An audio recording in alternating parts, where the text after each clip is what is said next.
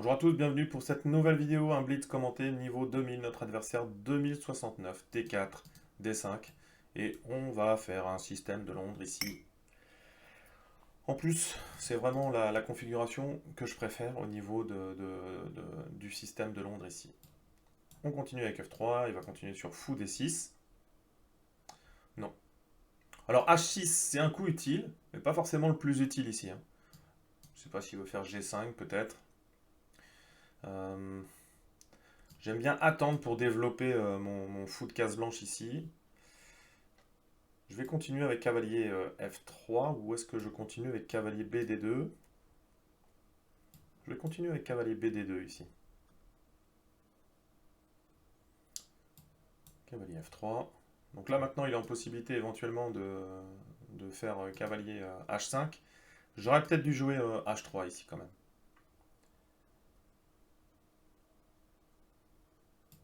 On poursuit par C3.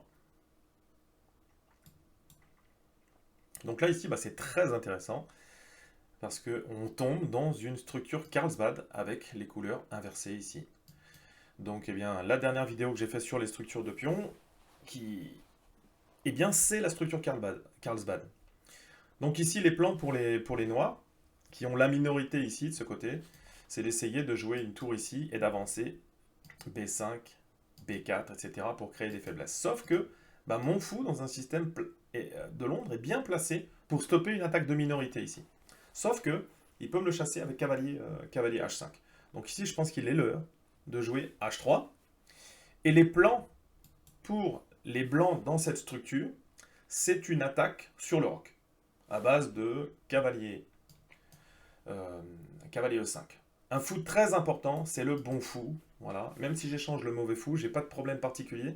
Mais si je veux pouvoir créer des menaces, il faut absolument que je garde ce fou de case blanche.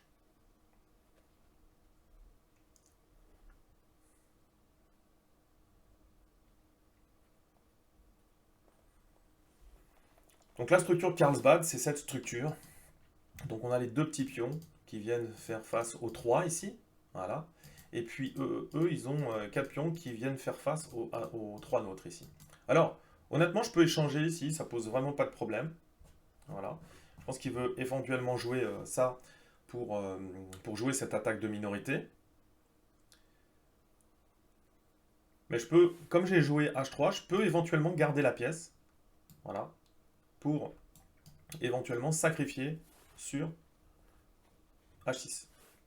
Un autre plan des blancs dans cette structure, pour l'attaque de minorité, donc mine de rien, il peut mettre la tour ici, il n'y a pas de problème, ça va être de jouer B4, avec l'idée de jouer... Enfin, lorsqu'il va jouer B5, donc là, bon, il n'est pas du tout au fait de la structure Carlsbad, lorsqu'il aurait joué B5, j'aurais joué B4 avec l'idée de mettre cavalier et cavalier en C5, avec un superbe avant-poste.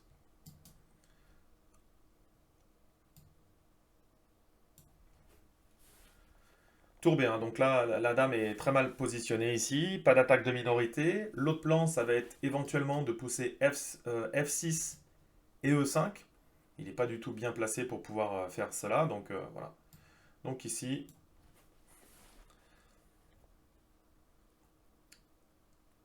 petit roc ici. Donc il revient, ça c'est une batterie beaucoup plus intéressante dans une structure Carlsbad. Okay.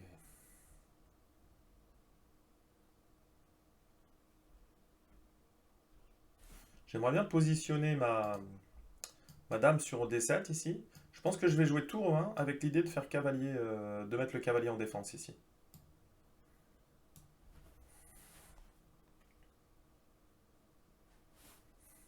Donc le cavalier en F1, ça sera intéressant, il contrôle G3, il contrôle H2, etc. Donc il fait une ouverture du centre, et du coup il transforme la structure de pion en structure de pion dame isolé. D'accord? Le problème de structure de pion dame isolé, c'est que maintenant, les rôles vont s'inverser. C'est-à-dire que dans le cadre d'une attaque, enfin d'un pion dame isolé, c'est lui qui doit attaquer. Seulement ici, je viens déjà commencer à échanger quelques pièces. Donc la case la plus importante, c'est la case qui est devant. On va essayer de faire un bloqueur, de bloquer. Ici, globalement, toutes les finales m'intéressent ici. Donc c'est vraiment, vraiment très intéressant au niveau des structures de pions ici, parce que la structure de pion dame isolé, c'est la deuxième vidéo que vous aurez concernant justement les structures de pions. C'est les structures de pions dames isolées. Alors ici, j'ai bien envie quand même de mettre le fou face, enfin, histoire de continuer une attaque. Donc le fou est très bien positionné pour faire une attaque. S'il m'échange le fou de case noire, il serait repris par le cavalier, donc il n'y a aucun problème, et toutes les finales sont légèrement favorables pour moi, même si la plupart du temps, dans les structures de pions dames isolées, c'est plutôt le pion E.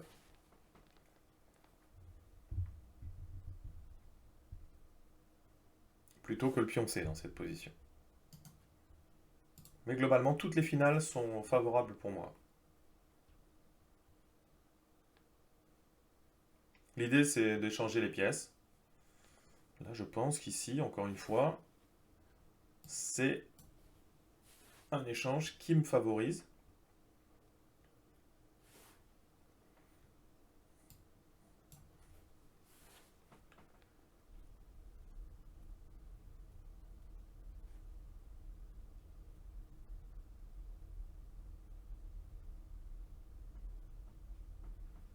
Je pense que je peux même éventuellement jouer fou E5 ici.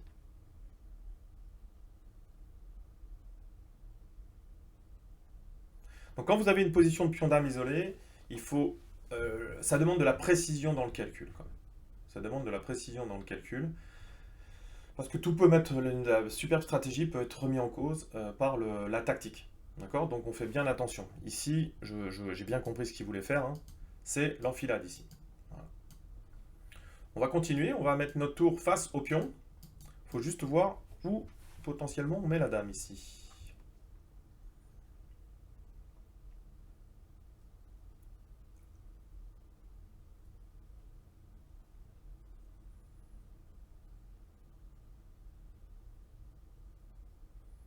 On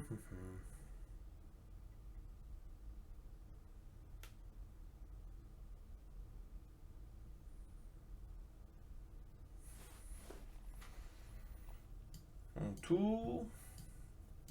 Fou F5. J'ai envie de mettre la dame en B5 avec l'idée d'attaquer le pion ici. Seulement il va mettre le fou sur une case d'avant-poste ici. C'est assez. Il va la mettre éventuellement sur F5. Est-ce que c'est grave, docteur? Je vais pouvoir éventuellement avoir cavalier qui vient attaquer le fou. Le problème c'est qu'ici je suis un petit peu à découvert. Bon, le fou, le pion n'est pas défendu ici. Hein. Le problème c'est que j'ai cette enfilade un peu malheureuse. Cavalier H4 semble intéressant, mais mon cavalier sera un petit peu hors jeu. Pas vraiment de menace. Bon, il empêche fou F5. Donc vous voyez, c'est tactiquement en fait. Hein. Il a quand même la paire de fous, donc il y a ce pion isolé. Bon, c'est pas simple ici. Bon, tour D1 semble complètement naturel quand même pour faire pression sur le pion ici. Et lui, bon, sa manœuvre, elle est très bonne. Hein. Venir ici et venir défendre le pion. Il n'y a aucun problème là-dessus. Ok.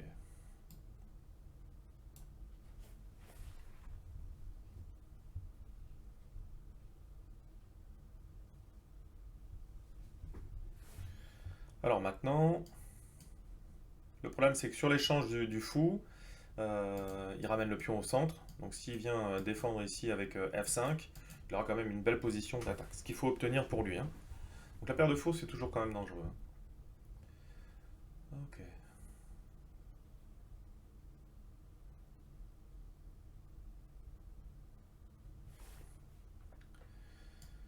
Donc cavalier D2, menace de prendre, F5.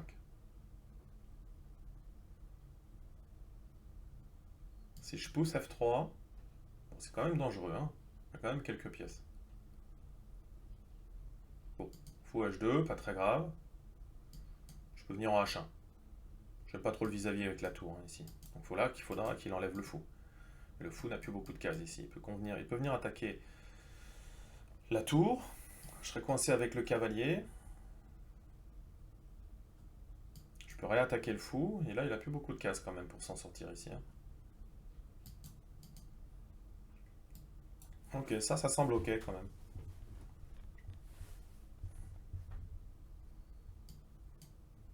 peut plus venir ici, c'est encore mieux pour moi, mais je continue à attaquer.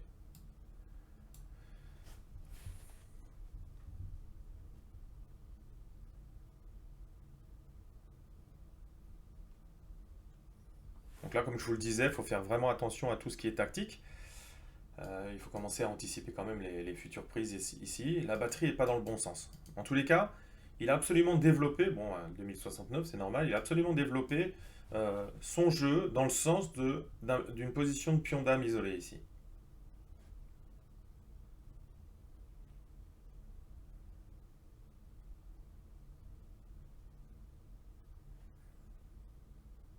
Alors défendre une position de pion dame isolée, c'est pas forcément du goût de tout le monde parce que bon, il faut jouer les finales, faut pas, faut faire attention quoi.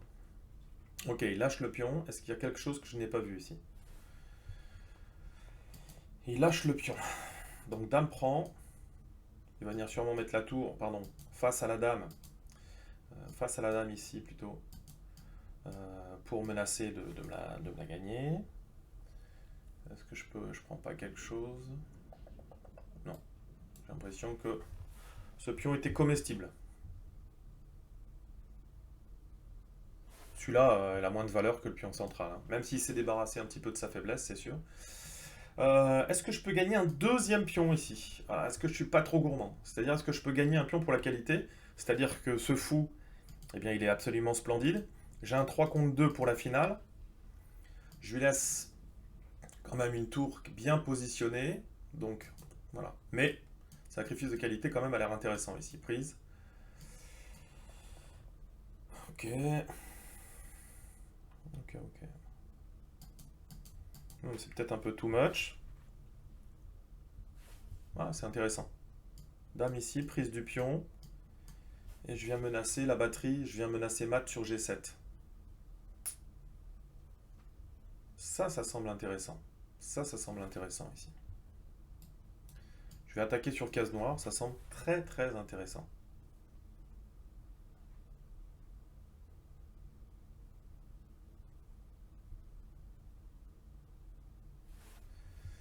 Donc globalement, sur le temps de l'adversaire, vous pouvez quand même calculer hein, ici. Prise du pion, je menace mat. Seul coup pour défendre face au mat, c'est la tour en G8. Il faut voir ensuite comment on continue. J'ai même un autre coup très intéressant ici, plutôt que de mettre sur case noire. En tous les cas, c'est une attaque sur case noire. Cavalier E5 ici. Qui menace. C'est même encore plus fort ici. Hein. C'est même encore plus fort. Cavalier E4 semble encore beaucoup plus fort. Cavalier E4, même s'il fait échec, je viens me mettre sur case blanche. Il va falloir qu'il parle la menace quand même de cavalier F6 ici. Hein. Lorsque le cavalier est en F6, le roi ne peut pas aller sur case blanche. Et lorsqu'il va sur les cases noires, bah, tout de suite j'ai une découverte avec éventuellement un gain de pièces ici.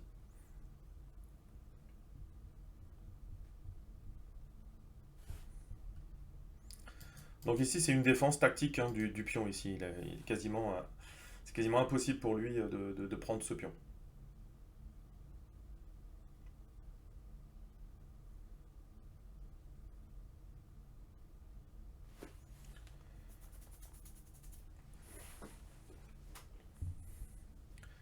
Alors cette partie est vraiment super, c'est vraiment un exemple de transition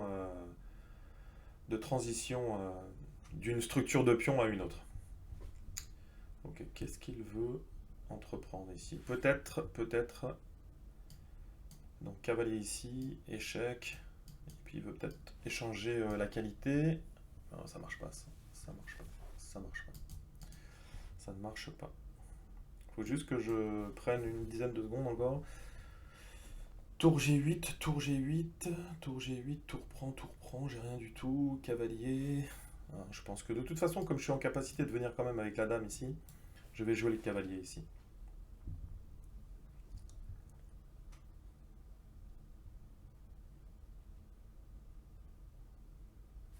Il ne peut pas me clouer, bien sûr. Sinon, il se prend une fourchette.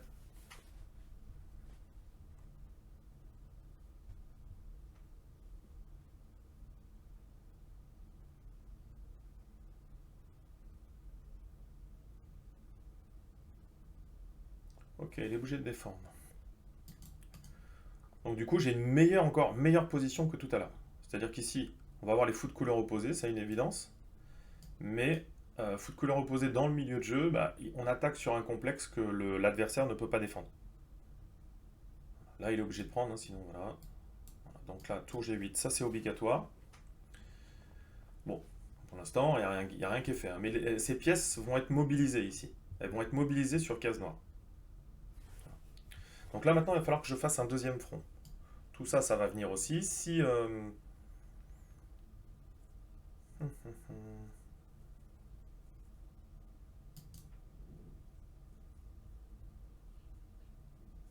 Alors, plusieurs possibilités, ça fera moi, tour ici. Ça, c'est pas mal, peut-être. Est-ce que je sauve le pion d'abord? Oui. Je sauve le pion d'abord. De toute façon, pour l'instant, cette tour, elle est mobilisée. Et si on fait une finale, c'est moi qui ai un pion de plus. Donc les finales me sont favorables. J'ai bien envie de faire la tour ou soit le pion H. Pion H, ça peut être intéressant. Donc lui, il pourrait attaquer sur case blanche. Sauf que le temps qu'il attaque sur case blanche, moi, je serais déjà en train d'attaquer ailleurs. Ok. Tour ici.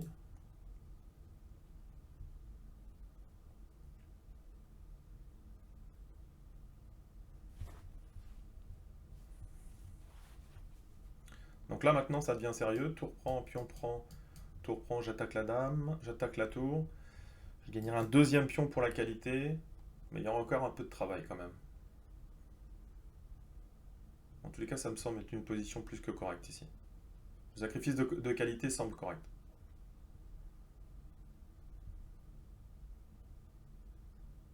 Parce que ce fou est indélogeable en fait. La seule possibilité qu'il a, c'est de claquer la tour sur cette pièce, vu que c'est un fou de case blanche.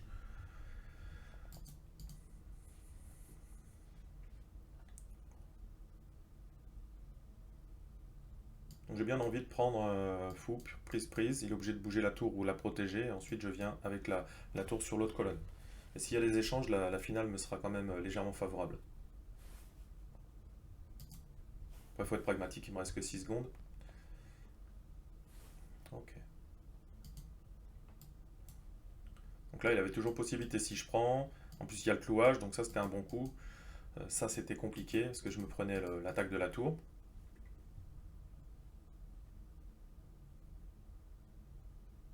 Ok. Donc là, la tour est attaquée, il n'a pas le temps de prendre ici, hein.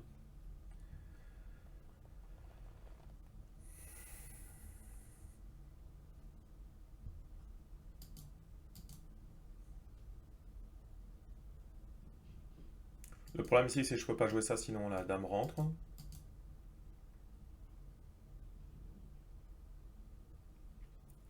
Il n'a pas envie d'enlever la tour parce qu'elle était très bien positionnée, hein, c'est ce qu'il avait envie de faire, donc voilà.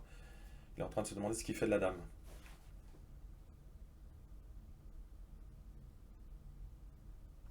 Je le laisse prendre, hein, voilà. Comme ça, j'évite un peu les positions ici. Et puis ma tour, c'est tour 1. Je suis quasiment obligé d'échanger ici. Donc là, ici, ce fou est sur un avant-poste indélogeable. Si je contrôle la base de la chaîne de pions, voilà, ça va aller. Et ici, j'ai un 3 contre 2. Donc je peux me créer 2 pions passés en finale. Voilà, est-ce que ça va justifier la qualité? Bah, c'est à voir.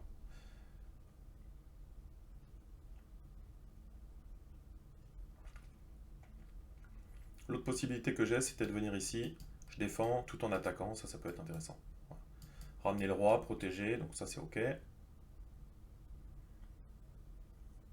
Possibilité aussi avec le roi et de venir avec la tour sur H1.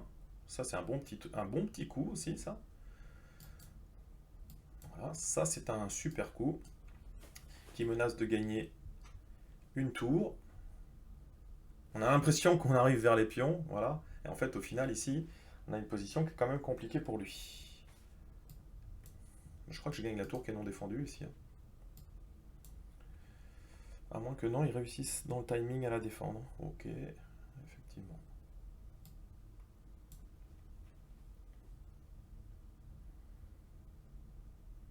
Donc là, ici, pour défendre, lui, il faudrait que je pense il claque la qualité ici, hein.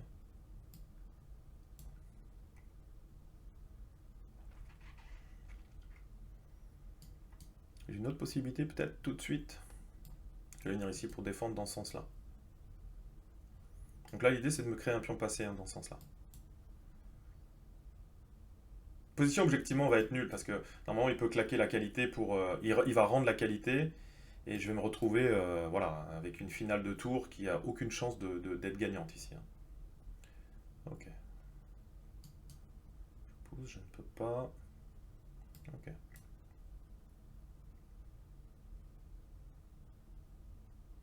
Si je réussis à échanger la tour comme ça, je pense que je suis mieux. Ok, il faut que je suis obligé d'avancer quand même. Non. Ok. Donc là, je menace de prendre le pion. Et s'il revient avec la tour, j'échange les tours. Je perdrai un pion quand même ici. Non, je prends de cette manière-là, oui. Il peut pousser ensuite et je perds mon fou. Ok. Faut quand même faire attention. Je peux me créer mon pion passé ici. Ok. Donc là, j'ai toujours possibilité de venir ici, hein. Normalement, je me fais pas mater. Je peux même pas faire échec à cause du fou. Donc là, quand même, ça sent bon. Je vais essayer de me venir ici avec mon roi. Deux pions passés énormes ici.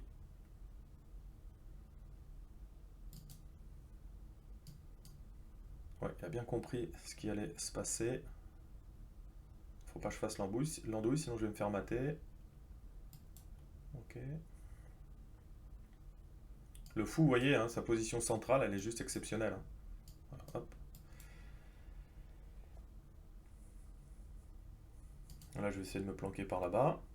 Bon, reviens chez toi, s'il te plaît. Retourne par là, merci. C'est pas gagné encore, hein.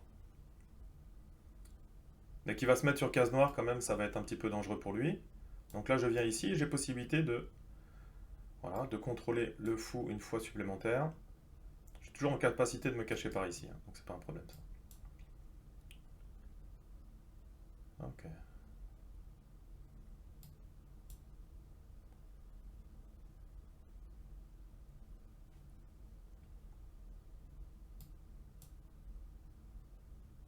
Donc là, encore des possibilités, hein, d'échange de tours sur la colonne. Voilà. Je pense que depuis tout à l'heure, il aurait dû faire tour prendre fou, on le verra à l'analyse, mais je suis quasiment intimement convaincu que c'était ce qu'il fallait faire, hein. Donc là, quand même, je commence à ramener les pions. Tout se défend, structure très stable, qui vaut au moins une tour, ça c'est sûr.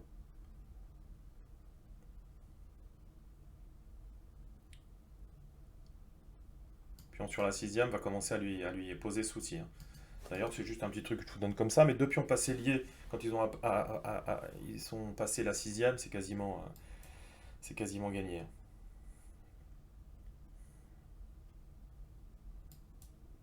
Donc là, encore une fois, bah, regardez, tout est défendu. Voilà.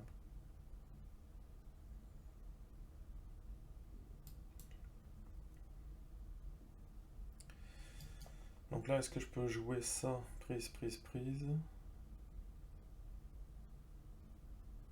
J'ai pas l'impression.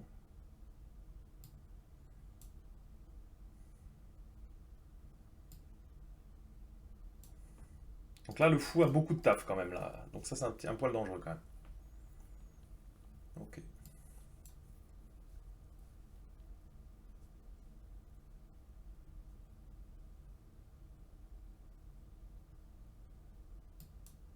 Bon voilà, il va être obligé de sacrifier.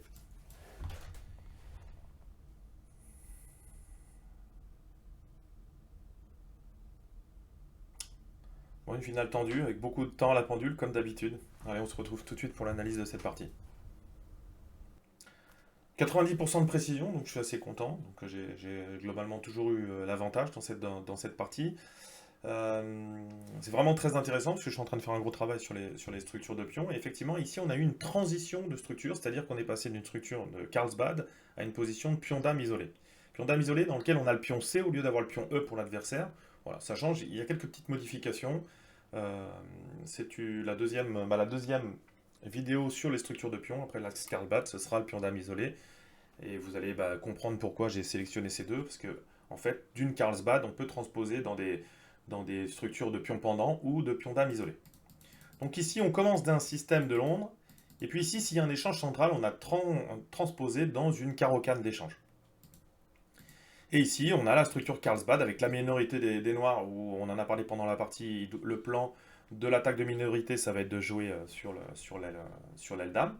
Et puis ils ont un autre plan ici à base de... Bon, le fou est mal positionné. En fait, il est là le problème des noirs. C'est-à-dire qu'ils ont une structure Carlsbad, mais il faudrait que le fou soit au-delà de la chaîne de pions. Voilà. Il faudrait qu'il soit ailleurs. Quand il est positionné ici, c'est un petit peu plus compliqué. Fou D6, ici, j'en ai un petit peu parlé. C'était le bon fou. Stratégiquement, j'aurais dû échanger plutôt que d'en m'enquiquiner. Donc là, ici, j'avais un léger avantage que je repère, enfin un avantage assez intéressant. J'avais un petit quelque chose en tous les cas. Heureusement, il vient faire Dame B6 et ça, c'est pas le plan. Parce qu'au final, de façon tour B1, il peut jamais venir m'attaquer ma tour et il va être obligé de rejouer la dame.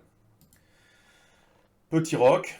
Petit roc, ici j'avais possibilité déjà de commencer un petit peu avec mes fous braqués, le cavalier, voilà. Ici il vient reprendre, des prend, fou prend, et ici la dame est en prise, donc c'était pas possible. Donc j'avais cette possibilité de devenir avec le cavalier sur E5. Dame C7, il rejoue encore la dame, tour E1, donc ça c'est les coups classiques. Donc là les noirs ici, ce qu'ils doivent faire normalement dans une structure Carlsbad, c'est une attaque sur le roc. Donc je prépare tranquillement. Sauf qu'ici, c'est lui qui pousse E5. C'est un des plans dans la structure Carlsbad, mais le problème c'est que ça fait tout de suite une transition en position de pion dame isolé, et l'échange des pièces n'est pas favorable à une attaque sur le roc. Même si on l'a vu ici, ça pose quand même quelques petits soucis. Il y a du matos, ok, mais c'est pas suffisant. Donc là, ce que les blancs doivent faire ici, c'est attendre la finale tranquillement. Les finales lui sont favorables.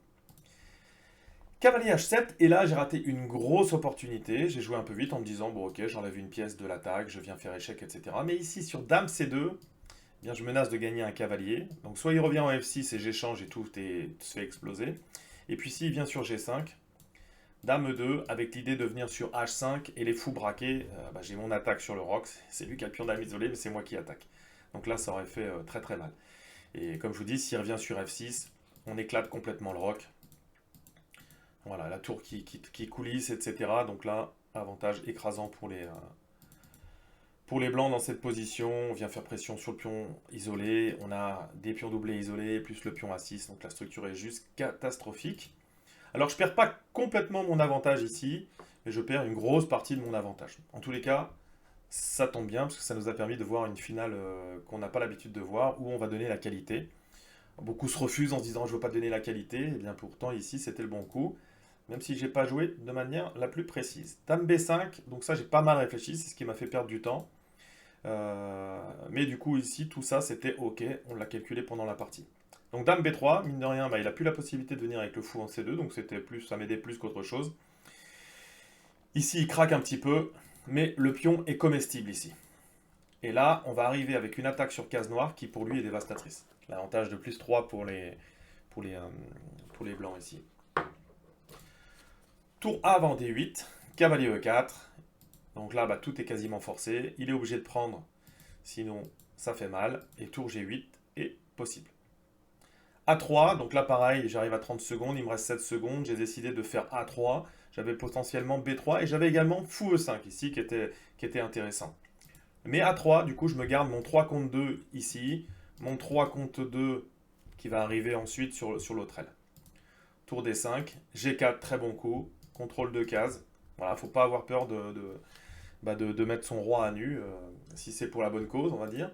H5, alors c'est intéressant parce que sur les prises, forcément, il y avait le clouage et puis le rayon X sur le roi ici. Mais là, ça permet... Alors, tour D3, j'en avais parlé dans la partie, mais ça permet de faire un sacrifice de qualité ici, qui était intéressant. Et là, j'ai raté un coup. Bon, à 6 secondes à la pendule, mais ici, tour E1 prenait un gros avantage pour les blancs. Il valait mieux récupérer avec la tour plutôt qu'avec la dame. Et si par exemple il se dit tiens, le pion vient ici, déjà on va avoir la dame qui peut arriver sur H4, mais je prends ici, et là ça commence à être très compliqué parce que je menace tout simplement de gagner la dame. Et sur tour G7 par exemple ici, je reprends ici, mes pièces sont nettement plus actives et ça commence à être difficile pour lui. Et même dans cette position, je peux avoir H4, mais je pense que je peux prendre et récupérer la qualité. Voilà, et dans cette position, j'ai 2 pions de plus. Donc un 3 contre 2 éloigné du roi et un 2 contre 1, honnêtement. Ici, comme on dit dans les bouquins, c'est qu'une question de technique. Enfin, la réalisation technique, vous l'avez vu un petit peu avec la qualité en moins. Donc j'ai échangé, pas peur. Donc là, ici, bah, précision 90, ok, mais j'ai qu'un avantage de plus 1, plus 5. Voilà. Et puis, il aurait dû effectivement faire une transition en finale de tour avec un pion de moins. Même si l'ordinateur ne le propose pas. H prend G, H prend G, roi G2. Donc là, grosse menace, sauf qu'il a le temps de venir en zigzag pour sauver la tour. Donc je m'en rends compte suffisamment à temps, mais mine de rien, ma tour est quand même très très bien placée derrière pour prendre le roi à revers. Roi G3, je consolide. Alors là, ici, hein, s'il se défend bien, il n'y a aucune raison qu'il perde cette position, même si c'est plus difficile. Et regardez ça, se fout sur un avant-poste, c'est juste génial, parce qu'en fait, ça vaut une tour. Ça vaut une tour. Il ne peut pas être délogé.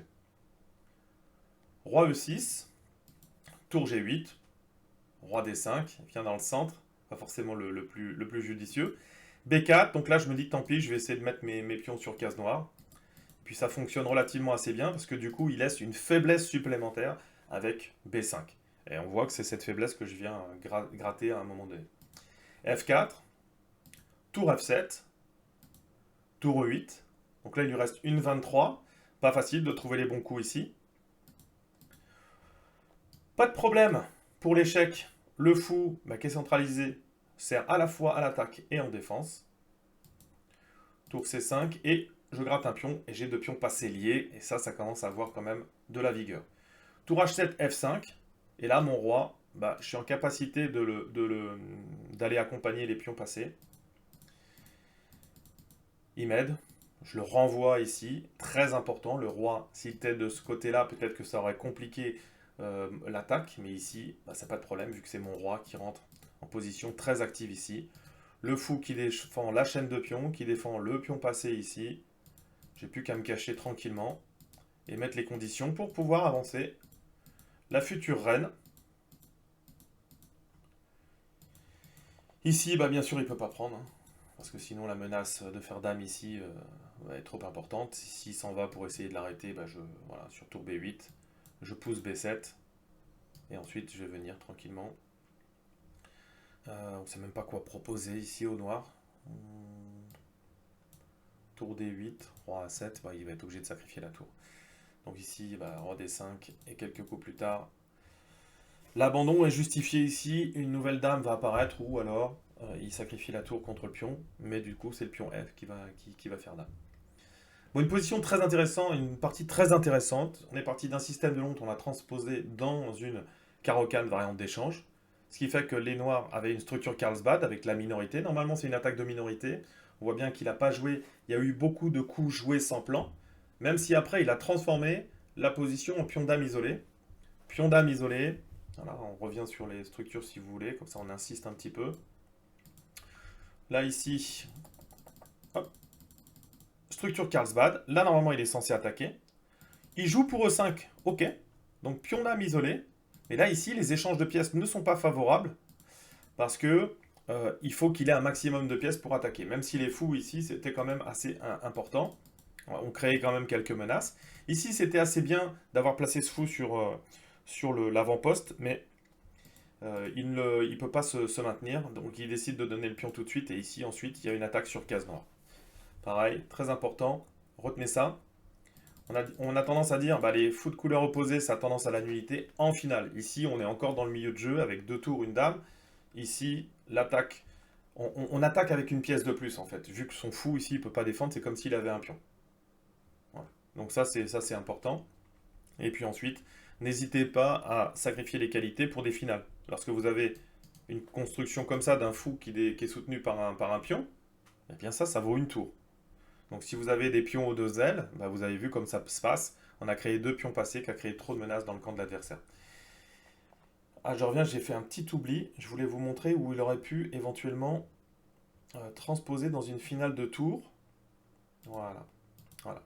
Ici, à un moment donné, j'en ai parlé. Je pense qu'ici, il aurait dû rentrer dans cette position. Voilà.